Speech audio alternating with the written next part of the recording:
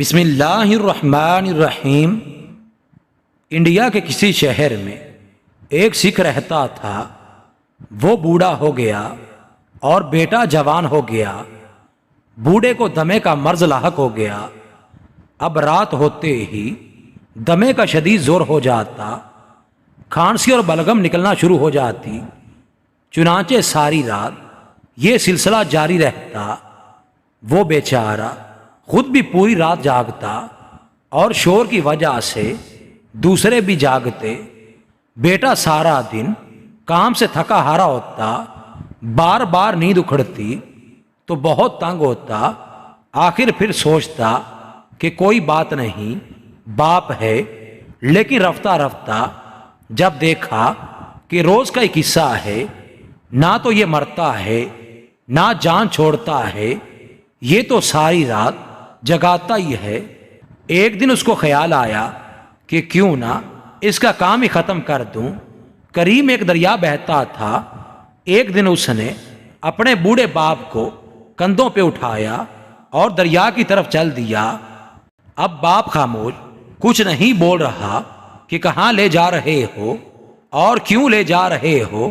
بیماری کی وجہ سے ویسے ہی سوکھ کر کانٹا ہو گیا تھا، مقابلے کی سکت نہیں تھی اور دل کا چور جانتا تھا، جیسی کرنی ویسی بھرنی۔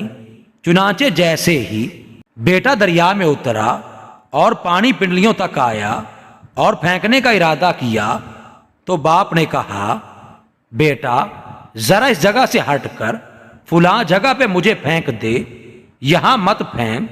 بیٹے نے کہا، یہاں میں اور وہاں میں کیا فرق ہے؟ یہاں بھی پانی ہے وہاں بھی پانی ہے۔ باپ نے کہا، بس میری خواہش ہے۔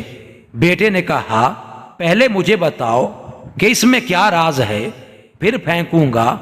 باپ کہنے لگا کہ اصل بات یہ ہے کہ میں نے بھی اپنے باپ کو یہیں پھینکا تھا۔ بیٹا سمجھدار تھا، کہنے لگا، اچھا تو یہ بات ہے۔ فوراً دریا سے نکلا اور سیدھا واپس اپنے گھر گیا۔ جا کر باپ کا کمرہ صاف کیا، بستر کو دھویا، چادر بدلی اور صبح جب ہوئی تو اس کو ڈاکٹر کے پاس لے گیا، دوا دلوائی اور بقیہ زندگی خوب اس کی خدمت کی۔ وہ بہتر ہوا نہ ہوا لیکن اس نے اپنا فرض پورا کیا۔ اللہ بچائے، اللہ بچائے۔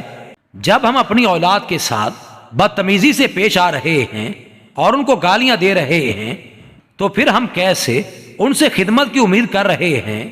لہٰذا ضروری ہے کہ ہم اپنے بچوں کے ساتھ محبت و شفقت کا اور نرمی کا سلوک کریں۔